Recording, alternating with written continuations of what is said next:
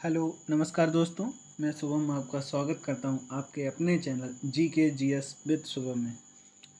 तो आज हम एक नए टॉपिक की तरफ बढ़ेंगे और जिसका नाम है प्रधानमंत्री तथा मंत्रिपरिषद।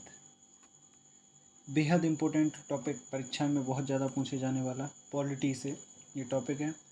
और आज हम बात करेंगे प्रधानमंत्री और इसकी मंत्रिपरिषद के बारे में। तो संविधान में किस आर्टिकल के तहत इनका उल्लेख मिलता है, ठीक है, और क्या क्या इनके कार्य हैं, क्या क्या इनकी शक्तियाँ हैं, किस तरह की इनकी शक्तियाँ हैं, ठीक है। इन तमाम बातों की चर्चा हम आज के इस लेक्चर में करेंगे, ठीक है। तो बिना देर किए हुए चलते हैं अपनी टॉपिक की तरफ। तो आइए बात करते हैं प्रधानमंत्री मंत्रिपरिषद की, ठीक है। तो आर्टिकल 74 यानी कि अनुच्छेद 74 कहता है प्रधानमंत्री और मंत्रिपरिषद के बारे में बताता है। क्या बताता है कि आर्टिकल 74 जो आर्टिकल नंबर 43 होता है 74 होता है, ये कहता है कि राष्ट्रपति को किसे प्रेसिडेंट को सलाह प्रेसिडेंट को सलाह व परामर्श देने के लिए एक मंत्रिपरिषद होगी। सलाह व परामर्श देने के लिए क्या होगी? एक मंत्रिपरिषद होगी, जिसका प्रमुख जो है वो प्रधानमंत्री होगा, ठीक है। ये आर्टिकल नंबर 74 कहता है, ठीक है। आर्टिकल नंबर 74 कहता है। तो प्रधानमंत्री तथा मंत्रिपरिषद संविधान के किस आर्टिकल से हैं? तो आंसर हो जाएगा आर्टिकल नंबर 74 यानी कि अनुच्छेद 74 के तहत हैं, ठीक है। तो आगे देख लेते हैं, आगे क्या है। आगे हमारे पास है अनुच्छेद 75 यानी कि अनुच्छेद 75 ये कहता है, आर्टिकल 75 ये कहता है, आर्टिकल 75 ये कहता है कि इनकी जो नियुक्ति है किनकी? प्रधानमंत्री की। किसकी? प्रधानमंत्री की। और वहीं मंत्रिपरिषद की यानी कि मंत्रियों की, इनकी नियुक्ति कौन करेगा, ठीक है। और ये जो मंत्री हैं वो किसके प्रति उत्तरदायित्व रहेंगे? तो देखो, उत्तरदायी मतलब ये लोकसभा के प्रति उत्तरदायी होंगे। किसके प्रति? लोकसभा के प्रति उत्तरदायी होंगे, ठीक है। इनकी नियुक्ति कैसे करेगा? देखो, पीएम तथा मंत्री, इसमें यह कहा गया है कि प्रधानमंत्री की जो नियुक्ति है आर्टिकल 75 के तहत कहा गया है कि प्रधानमंत्री की जो नियुक्ति है वो कौन करेगा? वो अपने करेंगे प्रेसिडेंट साहब। कौन करेंगे बेटा? प्रेसिडेंट साहब। प्रेसिडेंट साहब इनकी नियुक्ति कर देंगे। किसकी? प्रधानमंत्री की। उसके बाद अन्य मंत्रियों की जो नियुक्ति है वो प्रधानमंत्री की सलाह पर करेगा। कौन? प्रेसिडेंट है, ठीक है। अन्य मंत्रियों की नियुक्ति।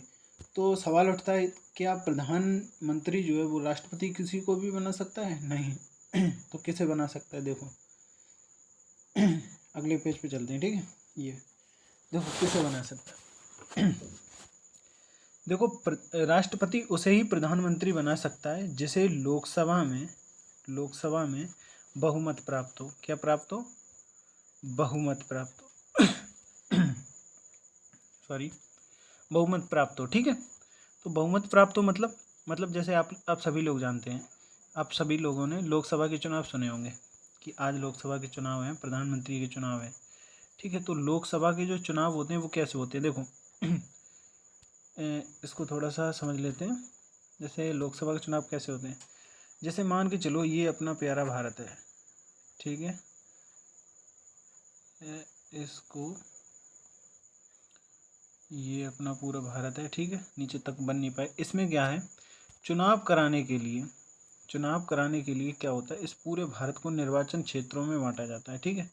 एक ये क्षेत्र हो गया, एक ये क्षेत्र हो गया, एक ये क्षेत्र हो गया, एक ये क्षेत्र हो गया, एक ये क्षेत्र हो गया। तो कुल इस पूरे भारत को बांटा जाता है निर्वाचन क्षेत्र में। किसमें? निर्वाचन क्षेत्र में। अब इन क्षेत्रों से आप जानते हैं सांसद खड़े होते हैं। कौन? सांसद खड़े होते हैं। कौन? अभी वर्तमान में कितने हैं? 545, ठीक है। हाईएस्ट हो सकते हैं 552, ठीक है। वर्तमान में जो है वो 545 हैं, ठीक है। तो क्या करते हैं कि ये जो सांसद हैं, ये जो सांसद हैं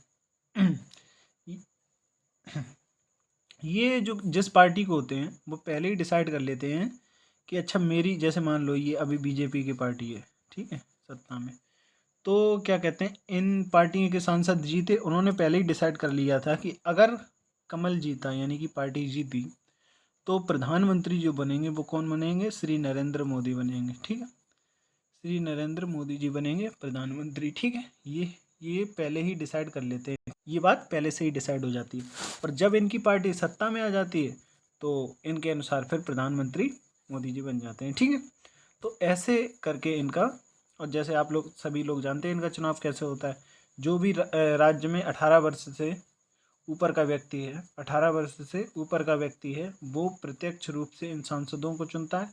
और ये सांसद आगे जाके अपना वो बनाते हैं। ठीक है, क्या बनाते हैं? अपने प्रधानमंत्री को बनाते हैं। ठीक है तो राष्ट्रपति उसे ही प्रधानमंत्री बना सकता है जिसे लोकसभा में बहुमत प्राप्त हो। अब ये लोकसभा में ये सांसद बैठते हैं, जब सांसद बैठते हैं तो उन सांसदों का सपोर्ट जिस व्यक्ति के पास होता है, क्या उन सांसदों का सपोर्ट जिस व्यक्ति के पास होता है उसे ही अपने प्रेसिडेंट सर जो हैं वो क्या बनाते हैं? उसे ही अपने प्रेसिडेंट सर प्रधानमंत्री यानी कि प्राइम मिनिस्टर बना देते हैं। ठीक है, तो हमने देख लिया कि प्रधानमंत्री की नियुक्ति कैसे होती है। ठीक है, तो चलिए, तो प्रधानमंत्री की नियुक्ति हमने देख ली। और देख ली लोकसभा जो है जिसकी अभी मैंने बात की थी ये जो मंत्री परिषद है, कौन? मंत्री परिषद, ये पूरी प्रधानमंत्री प्लस मंत्री को मिला के ये पूरी मंत्री परिषद बनती है।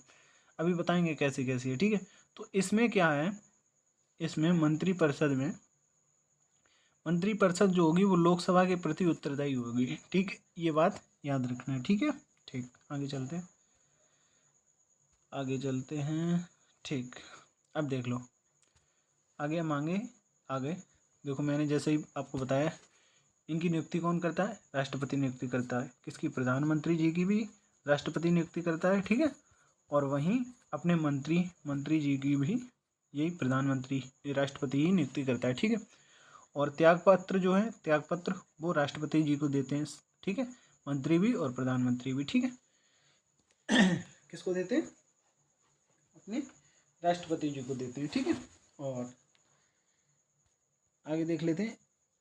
इसमें एक नोट है, नोट क्या है देखो, अभी बताते हैं आपको, एक सेकेंड। ठीक है, तो नोट देख लेते हैं। नोट क्या है देखो, जब भी प्रधानमंत्री राष्ट्रपति को अपना त्यागपत्र देगा, कौन? प्रधानमंत्री। जब भी प्रधानमंत्री अपना त्यागपत्र देगा तो पूरी की पूरी मंत्री परिषद जो है, कौन? पूरी की पूरी जो मंत्री परिषद है वो इनके यानी प्रधानमंत्री के त्यागपत्र देते ही अपने आप विघटित हो जाती है। ठीक है, ये बात आप लोग याद रखना। और यदि प्रधानमंत्री जी की मृत्यु हो जाती है तो भी जो अपनी ये है मंत्री परिषद है ये भी विघटित हो जाती है। ठीक है, तो ये स्थिति ऐसी होती है कि इसमें जो मंत्री परिषद है ये स्वतः ही, क्योंकि आपने अभी पढ़ा है आर्टिकल नंबर 74 में अभी मैंने आपको पढ़ाया है कि मंत्री परिषद का जो प्रमुख होगा यानी मंत्रियों का जो प्रमुख होगा वो कौन होगा? वो पीएम होगा। अब जब प्रमुख ही नहीं रहेगा तो ये मंत्री परिषद कैसी? तो इसलिए इनकी मृत्यु होने पर या ये त्यागपत्र दे दें, क्या दे दें? त्यागपत्र दे दें, तो इसके तहत इनकी ये जो मंत्री परिषद है ये समाप्त हो जाती है। ठीक है, आप लोग जानते ही हैं। और जैसा कि नए इलेक्शन पे जब भी नए प्रधानमंत्री बनते हैं वो अपनी नई मंत्री परिषद बनाते हैं, यानी कि पुरानी वाली खत्म हो जाती है। ठीक है, तो चलिए आगे देख लेते हैं आगे योग्यता बस वही, लोकसभा में बहुमत प्राप्त हो, भारत का नागरिक हो यानी भारतीय हो। ठीक है, और 25 वर्ष आयु, मिनिमम 25 वर्ष आयु पूर्ण कर चुके हो, लोकसभा के सदस्य बनने की योग्यता रखते हो, क्या? लोकसभा के सदस्य बनने की योग्यता रखते हो आदि। ठीक है, इनमें यानी कि इनमें ये खूबियाँ होनी चाहिए, ये योग्यताएं होनी चाहिए। ठीक है, तो आगे देख लेते हैं आगे हैं इनकी पदावधि के बारे में। क्या बताया गया है? पदावधि के बारे में। पदावधि क्या है देखो इनकी पदावधि मेनली 5 वर्ष। कितने? 5 वर्ष। ठीक है, बीच में भी ये अपना त्यागपत्र दे सकते हैं अधिकारणों से। ठीक है, तो अभी बताया मैंने, राष्ट्रपति जी को ये त्यागपत्र दे सकते हैं। किसको दे सकते हैं? राष्ट्रपति जी को। ठीक है, वेतन भत्तों की बात कर लेते हैं। तो इनके वेतन भत्ते जो हैं वो भारत की संचित निधि पर भरित होते हैं। किस पर भरित होते हैं? किस पर? भारत की संचित निधि। भारत की संचित निधि जो आर्टिकल नंबर अपना आर्टिकल नंबर 266 के तहत है। तो भारत की संचित निधि पर इनके वेतन भरित होते हैं, ठीक है। और आगे बढ़ते हैं, आगे इनके कार्य एवं शक्तियाँ देख लेते हैं। कार्य एवं शक्तियाँ कैसी हैं, देखो मंत्रिपरिषद के संदर्भ में इनकी कुछ कार्य एवं शक्तियाँ हैं, राष्ट्रपति के संदर्भ में कार्य एवं शक्तियाँ हैं, संसद के संदर्भ में कार्य एवं शक्तियाँ। मंत्रिपरिषद के संबंध में कैसी, जैसे कि प्रेसिडेंट उन्हीं मंत्रियों को नियुक्त कर सकते हैं, जैसे मैंने अभी बताया प्रेसिडेंट उन्हीं मंत्रियों को नियुक्त करता है आर्टिकल नंबर 74 के तहत, आर्टिकल नंबर 75 के तहत, सॉरी आर्टिकल नंबर 75 के तहत उन्हीं व्यक्तियों को मंत्री नियुक्त करता है प्रेसिडेंट, जिसकी सिफारिश कौन करे, पीएम करे, ठीक है। तो पीएम की सिफारिश पर मंत्रियों की नियुक्ति, ये मंत्रिपरिषद की कार्यकारी शक्ति होगी। राष्ट्रपति के संदर्भ में जैसे आप जानते हैं आर्टिकल 78 के तहत जो सूचना मांगने का अधिकार था, ठीक है, जो प्रधानमंत्री का कर्तव्य राष्ट्रपति के प्रति दिखाता है, ठीक है, वो आर्टिकल नंबर 78 के तहत कर्तव्य दिखाता है, ठीक है। और संसद के प्रति ये जो है ना, जैसे ये क्या करता है, जैसे संसद ने कोई कानून बना दिया, अब कानून का इम्प्लीमेंट कौन कराएगा, इम्प्लीमेंट तो ये कार्यकारी कराएगी, यानी मंत्रिपरिषद ये कराएगी। तो इस कार्यकारी का प्रमुख ही ये प्रधानमंत्री है, ठीक है, प्रमुख ही ये कौन है, पीएम है। तो संसद के संबंध में इसके पास भी विशेष शक्तियाँ होती हैं, ठीक है। और आगे देख लेते, आगे क्या, आगे अनुच्छेद 78, इसके बारे में अभी मैंने जिक्र किया, ये इसकी प्रधानमंत्री से राष्ट्रपति से संबंधित इसकी शक्तियाँ हैं, ठीक है। जो कर्तव्य होते हैं कि जब भी राष्ट्रपति से सूचना मांगे, कार्यकारी सूचना मांगे, तो प्रधानमंत्री का कर्तव्य है कि वो सूचनाएं प्रेसिडेंट को दे, ठीक है। भूमिका की बात कर लेते हैं, इनकी क्या क्या भूमिका है भारतीय संविधान में, ठीक है। देखो सर विलियम बर्नर हाईकोर्ट है, इनके अनुसार इन्होंने प्रधानमंत्री को तारों के बीच चंद्रमा की उपमा दी है। किसके बीच, तारों के बीच चंद्रमा, ठीक है, तारों के बीच चंद्रमा की इन्होंने उपमा दी है, किसने, सर विलियम बर्नर हाईकोर्ट ने, ठीक है।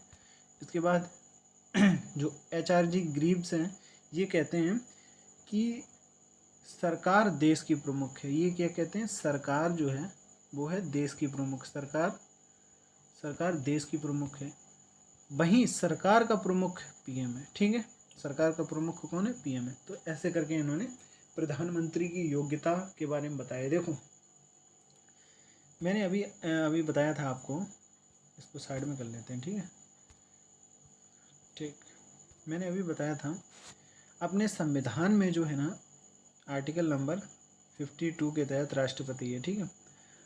जो राष्ट्रपति है वो केवल संवैधानिक प्रमुख है। कैसा प्रमुख है कैसा प्रमुख है, संवैधानिक प्रमुख है। लेकिन जो अपना प्रेसिडेंट जो पीएम है यानी कि प्रधानमंत्री है, ये अपना वास्तविक प्रमुख है। कैसा है, वास्तविक प्रमुख है, कौन, अपना पीएम, ठीक, ये वास्तविक प्रमुख है, ठीक है। तो ये प्रधानमंत्री के बारे में कुछ जानकारी है, ठीक है। और इनकी कार्य एवं शक्तियों के बारे में जैसे तो कुछ अनुच्छेद की बात कर लेते हैं। जैसे मंत्रिपरिषद के कुछ हम अनुच्छेद की बातें करेंगे। एक सेकंड, इसको पहले साइड में कर लें, ठीक है, ठीक। देखो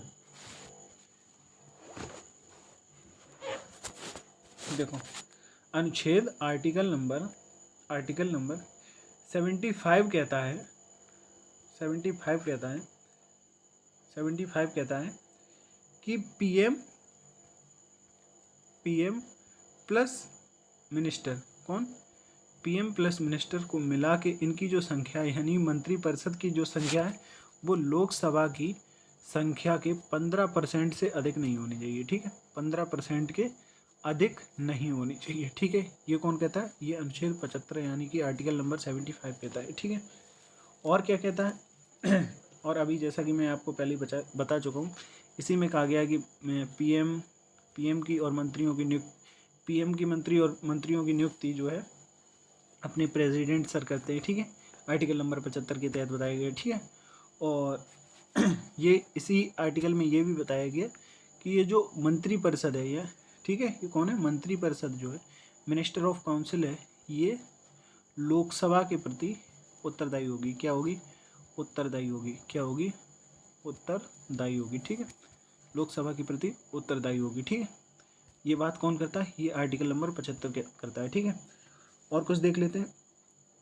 देखो, मंत्रियों के विशेष अधिकार देख लेते हैं। देखो, एक आर्टिकल है, आर्टिकल नंबर 88, आर्टिकल नंबर 88, ये क्या कहता है? देखो, मंत्रियों को कुछ विशेष अधिकार प्राप्त होते हैं, जैसे कि जैसे मान लो, ये इसको थोड़ा साइड में कर लें। ठीक है, जैसे मान लो ये अपनी लोकसभा है, ये अपनी राज्यसभा है, ये अपनी क्या है? ये राज्यसभा है। ठीक है, तो कुछ मंत्री इससे बनते हैं, कुछ मंत्री इससे लिए जाते हैं। देखो, इस बात को थोड़ा हम ग्राफ की तरह समझ लेते हैं। ठीक है, कुछ ग्राफ की तरह समझते हैं। देखो कैसे, ये रही अपनी राज्यसभा और ये रही अपनी लोकसभा। ठीक है, राज्यसभा लोकसभा, इसको एक सेकेंड, ये रही अपनी राज्यसभा और ये रही अपनी लोकसभा। ठीक है, और इसी में से ये जो बीच वाला हिस्सा है, ये निकाल ली हमने मंत्रियों के लिए, यानी कि ये इससे मिलके बनी है मेरी मंत्री परिषद। कौन बनी? मंत्री परिषद। यानी कि कुछ लोग इसके भी राज्यसभा के भी आ सकते हैं, कुछ लोकसभा के भी आ सकते हैं, लेकिन कितने से अधिक नहीं होनी चाहिए? ये लोकसभा की कुल संख्या के 15% से अधिक नहीं होनी चाहिए। ठीक है, ये मतलब इसमें आर्टिकल नंबर जो है ना 75 में ये बात कही गई है। ठीक है, तो क्या होता है? मंत्री परिषद जो है वो ऐसे बनती है। ठीक है, यानी इन्हीं में से चुनी जाती है। तो आर्टिकल 88 क्या कहता है? देखो, ये जो मंत्री परिषद है, ये मंत्री परिषद हैं, इनको कुछ विशेष अधिकार है। जैसे मान लो कोई व्यक्ति, जैसे ए व्यक्ति है, वो राज्यसभा का है। अब राज्यसभा का है, यानी कि राज्यसभा का है मतलब कि सब वोटिंग, जो वोट देगा, ठीक है, जो बोलने का अधिकार उसे केवल राज्यसभा में है, आम व्यक्ति अगर होता है। लेकिन अगर वो मंत्री बन जाता है, यानी मंत्री परिषद में शामिल हो गया, तो इसके पास कुछ विशेष अधिकार होंगे। क्या होंगे वो देखते हैं। ठीक है, तो देखो, सारी जो इसकी जो खूबियाँ हैं, यानी कि जो इसकी पावर है, वो केवल राज्यसभा के लिए है। लेकिन जब ये मंत्री बनता है, यानी कि मंत्री बनता है, तो इसके पास आर्टिकल नंबर 88, आर्टिकल नंबर 88 के तहत कुछ विशेष पावर हो जाती हैं। जैसे अब ये किसी भी सदन में, चाहे वो लोकसभा हो चाहे राज्यसभा में तो पहले भी बोल सकता था, इसमें वोट दे सकता था, लेकिन लोकसभा में नहीं बोल सकता, बोल भी नहीं सकता था। तो अब जब ये मंत्री बन गया, तो ये लोकसभा में भी बोल सकता है, इसकी बैठकों में भाग भी ले सकता है। क्या ले सकता है? भाग भी ले सकता है। लेकिन ये जो संसद, मैं आपको एक टॉपिक लेके आऊँगा संसद के बारे में। जब संसद पूरा टॉपिक लेके आऊँगा, उसके बाद आपको पता चलेगा क्या लोकसभा है, क्या इसमें राज्यसभा है, क्या इनके अधिकार हैं। ठीक है, इन तमाम बातों की चर्चा हम आपके उस लेक्चर में करेंगे। ठीक है, फिलहाल आप इतना समझ लो कि ये जो जैसे ए नाम का व्यक्ति है, अब इसके पास कुछ एडिशनल शक्तियाँ आ गई हैं। क्या? अब ये लोकसभा में बैठ सकता है, इनकी कार्यवाही में भाग ले सकता है, लेकिन वोट नहीं दे सकता। यानी जो वोट होता है, बताएंगे किस तरह वोट पड़ते हैं, जब संसद वाला लेक्चर आएगा तब उसमें बताएंगे। वोटिंग जो प्रक्रिया है वो केवल राज्यसभा में ही दे सकता है, यानी कि जिसका वो सदस्य है उसी में दे सकता है। ठीक है, तो इस तरह से ये अपना आर्टिकल नंबर अपने 88 के तहत, अनुच्छेद 88 के तहत जो है ना, वो इनको कुछ एडिशनल पावर प्राप्त है। ठीक है, एडिशनल पावर प्राप्त है। ठीक है, तो चलिए देख लेते हैं और थोड़ा सा। अब हम मंत्री परिषद की संरचना के बारे में देखेंगे। क्या देखेंगे? मंत्री परिषद की कैसी संरचना है। देखो, एक सेकंड, इसको हम क्लियर कर लें फिर देखते हैं। ठीक है ठीक, अब हम मंत्री परिषद की संरचना के बारे में देखेंगे। ठीक है, देखो क्या होता है। जैसे अभी मैंने आपको डायग्राम बनवाया था, ग्राफ बनवाया था। जैसे ये अपनी लोकसभा, ये अपनी राज्यसभा, ठीक है, ये लोकसभा, ये राज्यसभा, ठीक है, और ये रही अपनी मंत्री परिषद। ये क्या है? ये मिनिस्टर ऑफ काउंसिल है। अब इसी मिनिस्टर ऑफ काउंसिल में से एक हिस्सा होगा, वो कहलाएगा क्या? वो कहलाएगा अपनी कैबिनेट, जिसे मंत्रिमंडल कहते हैं। वो क्या कहलाएगी? अपनी कैबिनेट, ठीक है, वो कहलाएगी अपनी कैबिनेट। और इसी कैबिनेट में एक आंतरिक मंत्रिमंडल और होती है जिसे किचन कैबिनेट कहा जाता है। जिसे क्या कहा जाता है? किचन कैबिनेट, किचन कैबिनेट इसे कहते हैं। ठीक है, देखो इसमें क्या होता है, मंत्री परिषद में जो है, इसमें जो है लगभग 40 से 60 इसमें मंत्री शामिल होते हैं। ठीक है, मंत्री परिषद में। ठीक है, फिर उसके बाद कैबिनेट मंत्रियों में 20 से लगभग 25 मंत्री इसमें शामिल होते हैं, या मान लो 15 से 20 मान लो। ठीक है, 15 से 20 मंत्री इसमें शामिल होते हैं। ठीक, अपनी कैबिनेट में। और उसके बाद किचन कैबिनेट जो होती है, इसमें वो 4-5 मंत्री जो प्रधानमंत्री को यानी पीएम को किसी भी यानी कि हर एक बात पे, हर एक चीज़ पे, हर एक मामले पर सलाह देते हैं, वो किचन कैबिनेट के मंत्री होते हैं। इसमें 3 या 4 या 5 सदस्य होते हैं। ठीक है, तो इस तरह से अपनी मंत्रियों की मंत्रिपरिषद की ये संरचना है। ठीक है, और अभी हम देख लेते हैं कि मंत्री कितने प्रकार के होते हैं। ठीक है, क्या देख लेते हैं, मंत्री कितने प्रकार के होते हैं। देखो अभी जैसे मैंने आपको बताया, तो पहले नंबर 3 तरह के होते हैं मेनली। नंबर एक पे होते हैं कैबिनेट मंत्री। कौन से? कैबिनेट मंत्री जैसे कि ये मैंने अभी बताया, कौन से? ये वाले। ठीक है, 20 से जो 15 से 20 जो है, इसमें क्या होता है, इनको अलग विभाग दिया जाता है, एक अलग विभाग दे दिया जाता है। ठीक है, अलग विभाग दे दिया जाता है। ठीक है, विभाग मतलब जैसे शिक्षा विभाग, शिक्षा मंत्री हो गए। ठीक है, और अपने स्वास्थ्य विभाग के स्वास्थ्य मंत्री हो गए। ठीक है, और अपने होम मिनिस्टर मतलब होम मंत्रालय के जो हैं यानी गृह मंत्रालय के होम मिनिस्टर हो गए। तो इस तरह इन्हें अलग अलग मंत्रालय दिए जाते हैं। ठीक है, ये कैबिनेट मंत्री होते हैं। नंबर 2 पे अपने आते हैं, वो होते हैं राज्य मंत्री। कौन होते हैं? वो होते हैं नंबर 2 पर जो आते हैं वो कहलाते हैं राज्य मंत्री। कौन? राज्य मंत्री। इनमें क्या होता है, इन्हें स्वतंत्र विभाग भी दिया जा सकता है, और ये इन्हें सहयोगी भी बनाया जा सकता है। क्या? सहयोगी भी बनाया जा सकता है, यानी कि हेल्पर भी बनाया जा सकता है। किसका? कैबिनेट मंत्रियों का। ठीक है, तो ये राज्य मंत्री पे आते हैं, ये राज्य मंत्री कहलाते हैं। ठीक है, और एक जो होते हैं वो होते हैं उप मंत्री यानी कि नंबर 1 पे मैंने अभी आपको बताया, नंबर 1 पे कैबिनेट मंत्री, वही नंबर 2 पे मैंने आपको बताया राज्य मंत्री, और वहीं नंबर 3 पे हम बात करेंगे, एक सेकेंड, नंबर 3 पे मैंने अभी बता रहे हैं वो है उपमंत्री। क्या है? उपमंत्री। इसके पास क्या होता है, इन्हें स्वतंत्र प्रभार नहीं मिलता है, यानी कि इन्हें कोई विभाग नहीं दिया जाता है। ये एज ए हेल्पर काम करते हैं ऊपर दोनों के, यानी कि ये जो उपमंत्री होते हैं ये हेल्पर होते हैं, सहायक होते हैं किसके? राज्य मंत्री के, और वहीं कैबिनेट मंत्री के। ठीक है, कैबिनेट मंत्री के। ठीक है, ये कैबिनेट की मीटिंग में भी भाग नहीं लेते। कैबिनेट की जो मीटिंग होती है उन पे ये भाग नहीं लेते। ठीक है, और जो राज्य मंत्री होते हैं ये कैबिनेट की मीटिंग में भाग ले सकते हैं, लेकिन जब इन्हें बुलाया जाए। ठीक है, और जो कैबिनेट मंत्री होते हैं वो कैबिनेट की मीटिंग में भाग लेते हैं। ठीक है, ये कैबिनेट की मीटिंग में भाग लेते हैं। ठीक है, तो इस तरह से हमने ये देखा कि हमारे जो मंत्री हैं वो कितने तरह के होते हैं। ठीक है, और मंत्रियों के जो वेतन भत्ते होते हैं, इनके जो वेतन भत्ते हैं वो भी किस पे? आर्टिकल नंबर 266 पे, यानी कि भारत की संचित निधि पर। किस पे? संचित निधि पर भारित होते हैं। ठीक है, ये हमने देख लिया। ठीक है, तो और इसमें देख लेते हैं कुछ रह तो नहीं गया। देखो अगर कुछ रह जाएगा ना तो मैं इसका जो वो पार्ट लेके आऊँगा, यानी कि अभी हम देखेंगे संसद के बारे में देखेंगे। किसके बारे में देखेंगे? जब हम संसद के बारे में देखेंगे ना, संसद के बारे में, तब वो संसद का डिटेल्ड लेक्चर होगा, यानी कि उसमें हम कोशिश करेंगे कि वो जो है ना, क्योंकि संसद काफ़ी बड़ा टॉपिक है, उसमें जैसे आपको एक एक चीज़ बतानी पड़ेगी, क्या विधायी प्रक्रिया, कितने तरह के विधेयक होते हैं, तमाम बातों का उसमें चर्चा करेंगे। ठीक है, फिलहाल आप इतना जान लो कि इसमें जितना भी मैंने कराया है आप लोग इतना कंप्लीट कर लीजिए, और बाकी का जितना भी बचा हुआ है वो मैं आपको जब संसद वाला लेक्चर पढ़ाऊँगा तो उसमें बताऊँगा। ठीक है, और तो आशा करता हूँ आपको वीडियो अच्छा लगा होगा, और अगर अच्छा लगा हो तो लाइक करें, कमेंट करें, चैनल को सब्सक्राइब करें। तो मुलाकात करेंगे अगली वीडियो में, तब तक के लिए धन्यवाद।